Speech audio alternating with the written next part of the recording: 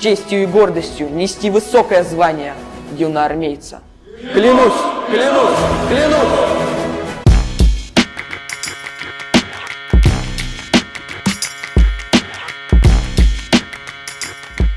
What's up, YouTube? Drill Sergeant here. And early last week, something came across the writer's desk. Okay, we have a little writer's room, a little chat room, and we put things in there so that we can say, hey, this looks good, this looks crazy. Did you see this? One of these was a story about Russia, and it was from, I guess you'd call the expatriate of Russia. Still has the accent, you know, he's pretty much, you can tell he has destroyed all of the Z propaganda that has been pumped into his head as a kid and is trying to do the same with others. That's not the important part. The important part is the kids in Russia and their indoctrination. The fact that there's always going to be a war. The war is to be expected and you should be willing to be in it. Another part is how the West is horrible. How they're indoctrinating their kids to be gay, transgender, furries. And if they don't, they get executed. Something like that. Hyperbole? Maybe. Listen to this, though. The Putin supporting Z Russians will still worry way more about like the indoctrination that is going on in the West, where they teach every single kid to be trans and gay or whatever, right? У них 85 полов вместо мужского и женского. У них публичные дома для зоофилов. Они узаконили педофилию. Они теперь в стадии рассмотрения закон о признании нормы инцеста. Ребенок, например, в ЕС в 3 года должен выбрать себе пол. Если ребенок себе пол в 3 года не выберет, значит ребенка из семьи ювенальная юстиция изымает и отдает их в семьи гомосексуалистов. Yeah, guys, I mean, I cannot believe you Westerners are putting up with your children being brainwashed like this. But yeah, a lot of Z Russians genuinely think that this is what's happening in Europe, and at the same time, they don't care whatsoever about the indoctrination that is happening in Russia. Now, before we get into the obvious parallels, that sounds like anybody, anywhere in a red state right about now. I'm sorry, they live here. And they're getting that indoctrination. And then we're wondering, well, where does this come from? How are they so good at indoctrination? This story should help us understand exactly how we got here, or more accurately, where we're going, starting with the original story, Russia. Take a look at this.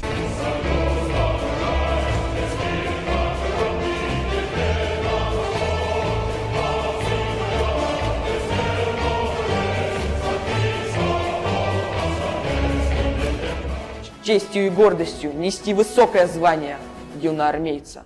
Клянусь, клянусь, клянусь! Raising a child in modern Russia can be pretty scary. Quite some time ago on this channel, I already talked about Russia's new mandatory propaganda lessons in school, where they brainwash Russian children about the importance of Russia's war in Ukraine. They teach children that Russia has never done anything wrong in its entire history, and also, they lecture children as young as 8 years old about how important it is to be a patriot, and also to be able to give your life to the motherland in case it needs it. The happiness of the motherland is worth more than a life. It's not scary to for your motherland. To love one's motherland is to serve one's motherland. Sounds like a very normal country, am I right? And just in case you guys think this is normal and it's not bad enough, in today's video we're going to be talking about something that is a lot worse. And that is the brainwashing military institution known as Russia's Young Army Movement, which is a movement for children from the ages of 8 to 16 that is meant to create future soldiers for Russia. They even have a video with World War II veterans and so on, and like singing songs commemorating the war for the veterans and so on, right? Although all of it is sick and twisted, by the way, because the whole point here is to say that the victory in World War II and the fight against Nazi Germany in World War II is the same fight that Russia is currently having against the Ukrainian Nazis. So they're basically using the memory of World War II for something very sinister here, to promote the war that's currently happening. Now that's just a few clips from this guy. He has more of a humorous take on it, more of a satirical take on it, but he does reference a BBC documentary that's quite a bit more somber. In that one of the children says this. Я в будущем как бы получу диплом юриста, но все равно пойду дальше получать высшее образование по специальности военный корреспондент. За всю историю России она не воевала всего 300 лет. То есть все равно какие-то боевые конфликты у нас будут. С кем?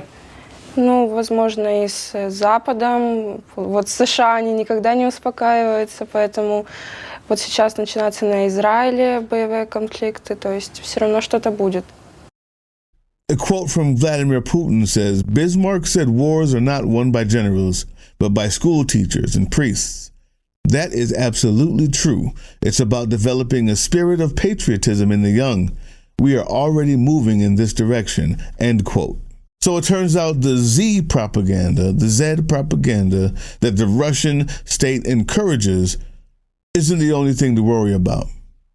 They now have a 1.7 million strong youth army in over 89 Russian regions, starting from the age of 8, going all the way to 18. Russian children are already subject to new lessons promoting the importance of their motherland and how vital it is to free Ukraine from Nazism. Yeah, and that Ukrainian Nazism. If you listen to the adults in the room teaching these children about how important it is for them to go die for Putin, that's what it is, because they're the first ones to be on the front lines. When you listen to what they say and hear the absurdity of it, revealing. Мы уверены, мы убеждены, что мы взрослые. Сегодня, когда над нами опять вновь фашизм, мы победим. Но главное впереди. Вот эту победу удержать. И поэтому право и возможность будет именно у вас. И то, что вы сегодня здесь, вместе с нами, это здорово.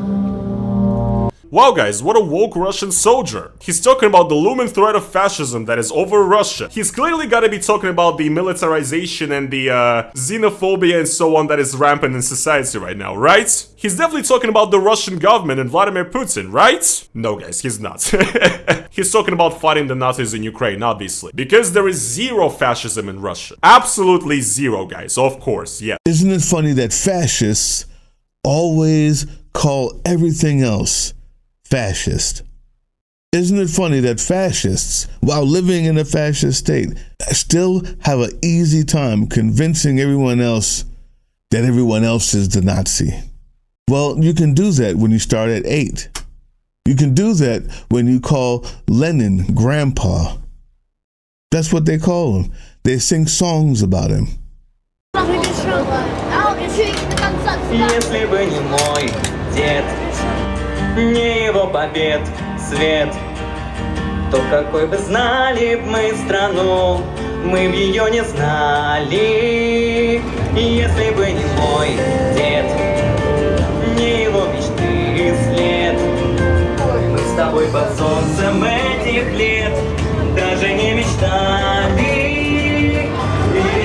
This is funded by the Russian government through its Ministry of Defense. It was established in 2015 at the behest of General Sergei Shoigu. It's under the General Staff in Moscow and has a regional municipal headquarters and the detachments in every single school. Every school. I just need you to understand, if you remember, not that long ago, they started to float the idea, they meaning the devils on the right side of our politics today. We're floating the idea that every kid needs to be given an ASVAB test. That's the one where it decides your best placement in the military, if you can make it in the military. Studying for the ASVAB test, just like you study for the SATs. Now put a pin in that. Put a pin in that as you think about these parallels. Let's talk about this. What are the goals? What are the goals of this youth cadet corps that they've got going on over there in the motherland? With Grandpa Lenin in that, huh? 1, improve state policy in the education of the younger generation to help instill moral values and guidelines. To create a favorable environment to develop child and teen personalities, and of course, lessons in military history and how to be a good patriot. It's basically like the Young Pioneers or the Soviet Komsomol, which existed during the USSR days. Artek, which was the biggest young pioneer youth camp, which now basically is the youth army. or so they call it. Not only is Russia indoctrinating the children, people, but also training them in firearms use, first aid, pathfinding, ceremonial duties, historical reenactments. They didn't sound eerily familiar yet. Martial arts and marching band activities. And of course, they all march on Victory Day.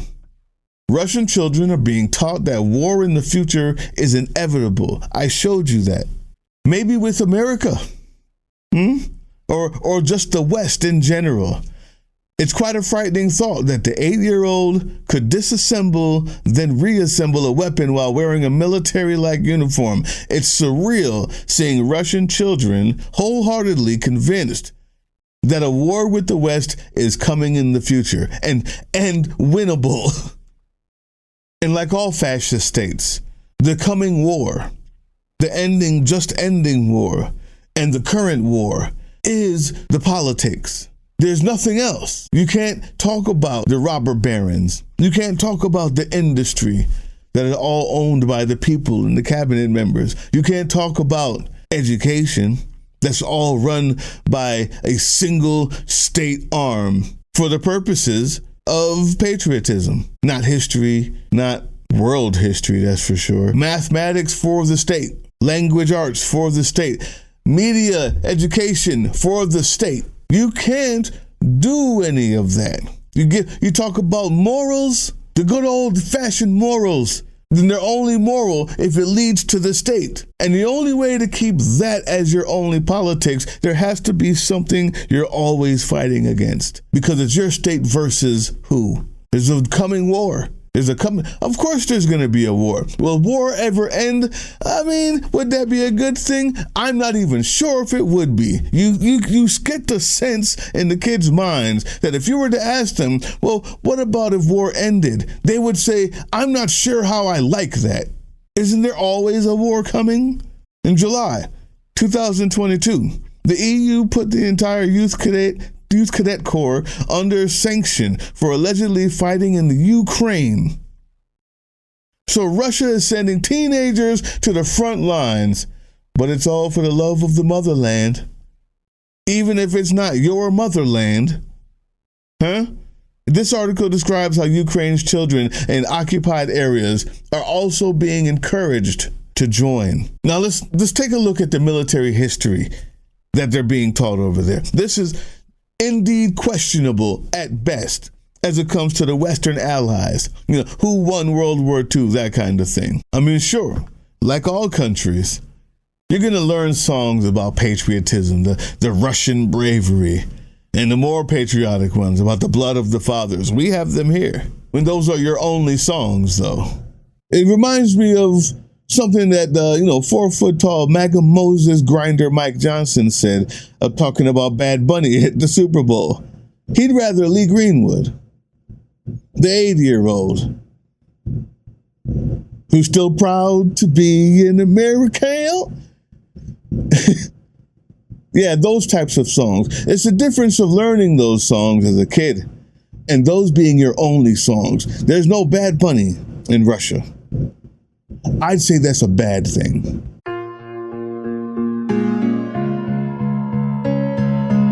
Yeah, you see, in the beginning of the story, when you first see the guy laughing, you know this isn't normal. Somewhere deep down you said, at least that could never happen in America. And almost immediately, you're reminded, we're already pretty damn close. Take a look at the Oklahoma Project 2025 indoctrination.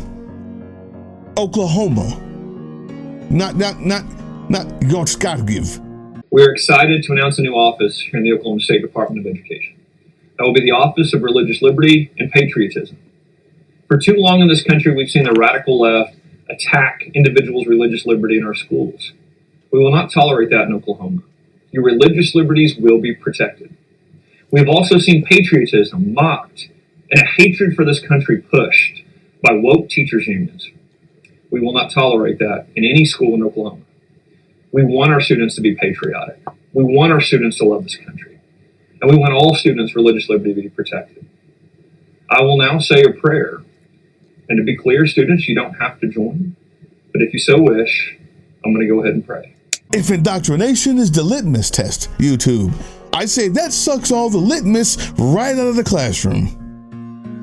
I'm not sure how much more weapons training our schools can have, considering most of them are still working on active shooter drills instead, because weapons are more important than kids at this point already.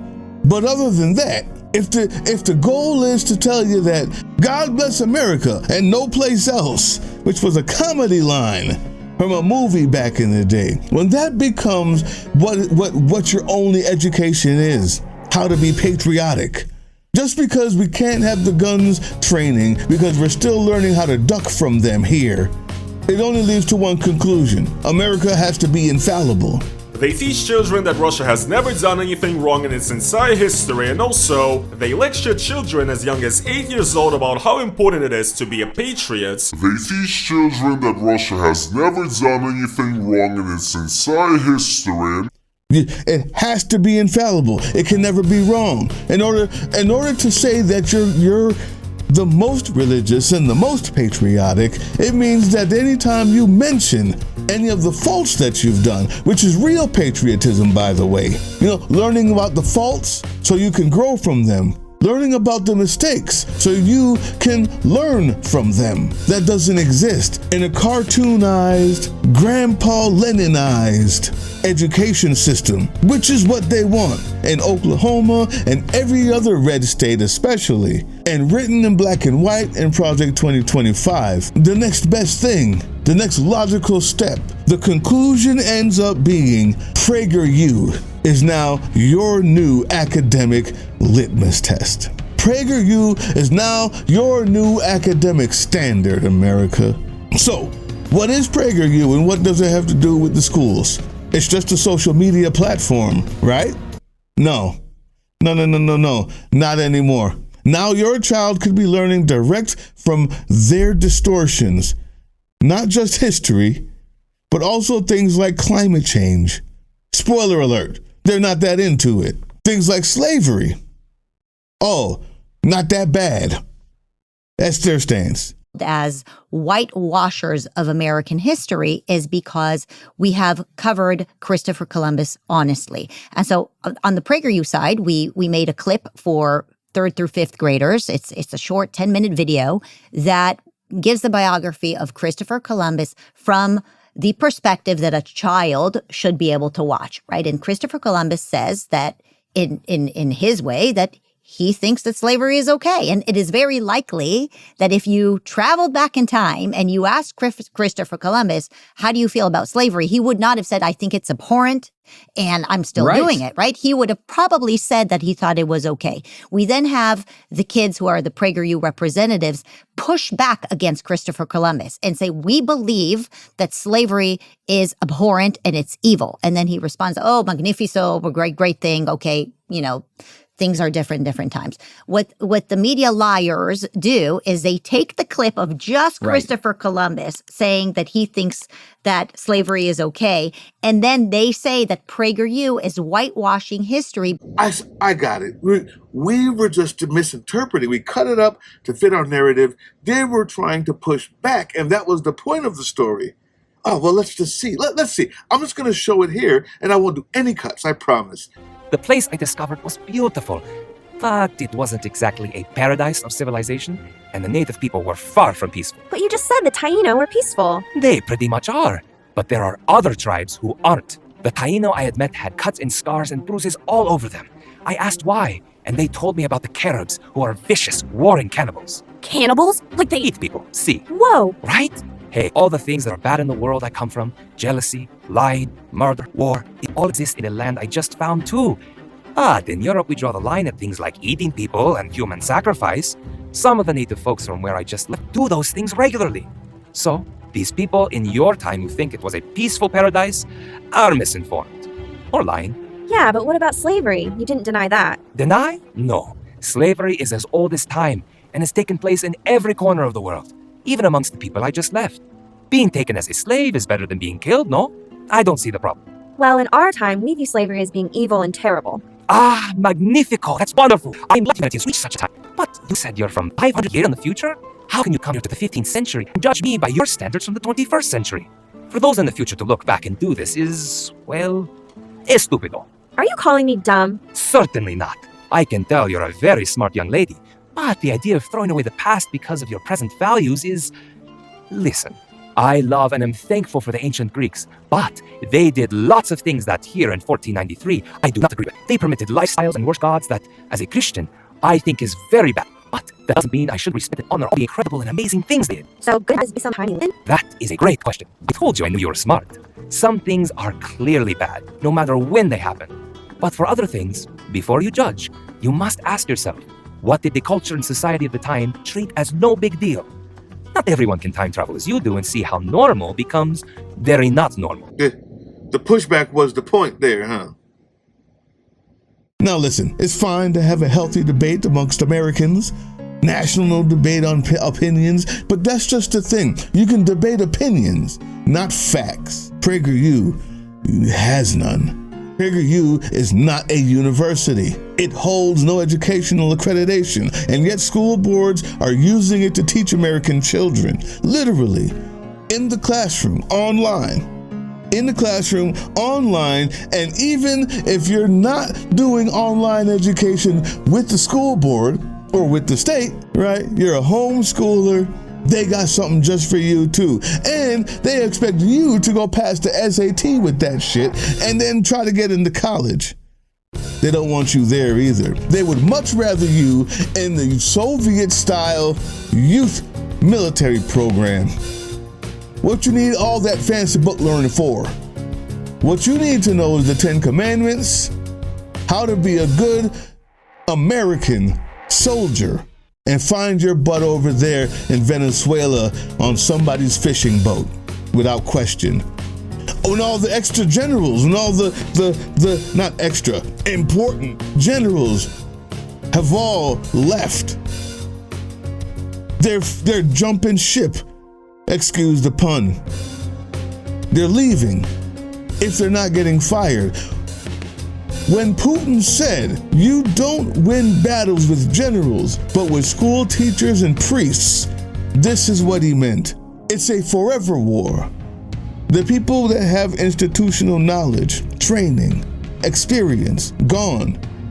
Instead, PragerU graduates, empty vessels willing to be filled with the next nonsense and propaganda, unquestioning drones sent to their death while the oligarchs make money off of every bullet. That's where we're headed. That's exactly what they wanted.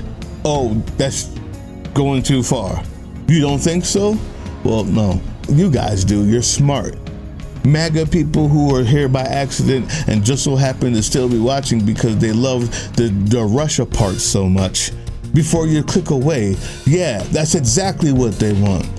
Let's find out who's funding PragerU. Oh, pro-conservative and pro-capitalist donations fund its content, people. That's it.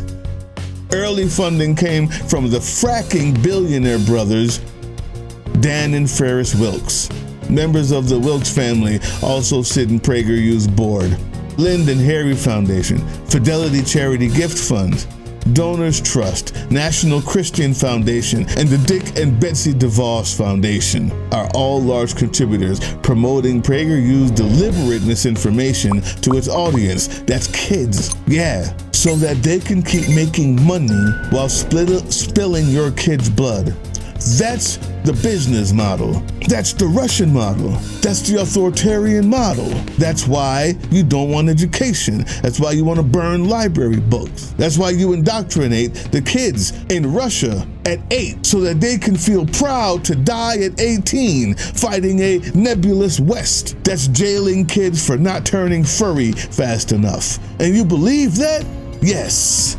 When PragerU is your education system, you do believe that. That's why half the fucking country right now believes that, and they live here. Never seen it, never been to a hospital where it happened, but they believe it.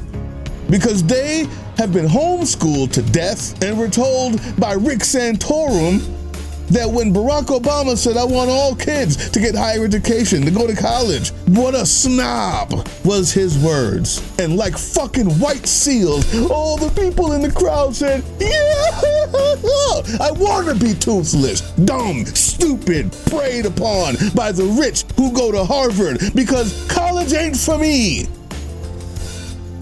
War is for me.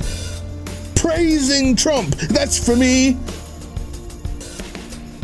Praising the oligarchs who frack to fucking all hell. Give them my oil and my money, and then I'll coal roll. I'll pay money so my truck can produce more bullshit out the back, so I can own the libs and kill myself in the meantime, because that's all I'm worth. Thank you, Daddy Trump and Grandpa Lenin. Feed me more of that, so I don't have to think. Who do you think is in college? Who do you think is in Harvard and Yale? Why is everybody in Congress Harvard and Yale graduates? But every single one of them on the right wing are telling you college is not for you. PragerU is for you. Learn how to be a good patriot. Fuck that slavery shit. It never was that bad. Don't learn about the history so you can correct it. Don't be a questioning, intelligent person. Just be an empty vessel and read more of the book written 2,000 fucking years ago. Not that it's not important to read, but it's not the only book to read to be a well-rounded citizen instead of a drone for an authoritarian kleptocracy, an oligarchical nightmare. Welcome to Russia. Because when this came across my desk and I was looking at it, we were watching it, my first response was, sounds a lot like America to me. That should scare us all. We want to learn how to combat this. I'm trying. I like some teachers. I like educators. If you know anything about anything, Jesus Christ, hit me up. I'm trying to start something where kids can learn. Adults too. Politics, history, social rights, media literacy, media engineering, social engineering, medicine, spirituality. I don't care. If you know something academically and not PragerU shit, hit me up. I want to start something. I want to give something to the kids that will, for the next foreseeable future, not have anything to learn but PragerU. Hit me up. I want to start it. I've been trying. The very few times that people say they're going to do something, they've happened to drop out of no fault of their own. But it's also necessary, so I'm not giving up. Do you know something? Do you have an accreditation? Do you have experience? Do you have a history, a knowledge other than war fighting? That's also important. But if you have any of these skills, hit me up. I have the platform. Some may cost, some might be free. I like to give it all for free, or at least offer the class. One kid at a time. That's how tomorrow we fight. Hey, yeah, you. Before you click away to watch someone unbox a tactical toothbrush, let's talk about something real. Political Drain isn't just another content mill. We're a digital front in a very real war. Not with bullets, but with ideas, with action, and with solidarity. We pair urgent news with critical education. And we build community around actual resistance, not the hashtag kind. The kind that moves. But here's the thing. None of this is free. It isn't. Behind every video is time, labor, research, and some weird guy asking if we're going to pay the hosting bill. And yeah, some of that money goes to things we can't necessarily say out loud. If you know, you know. Let's just say our special ops aren't Call of Duty LARPers. They're people making real moves to protect, uplift, and organize. You're not just funding a channel. You're funding a resistance network in a world where capital still calls the shots. Unfortunately, in a system built on artificial scarcity, even mutual aid has a price tag. And if we want to grow, if we want to win, we need your help. We need your help. So if you've got even a few bucks to spare, toss it our way. It's not for ads, it's not for merch drops, but for people making moves in the shadows so others can do it in the light. It's just us and you. So fund the mission, fund the fight, fund the future, because nobody's coming to save us. We save each other. That's how this works. Follow us on all these things you see here, and our link tree is in the description. Maybe even get some merch.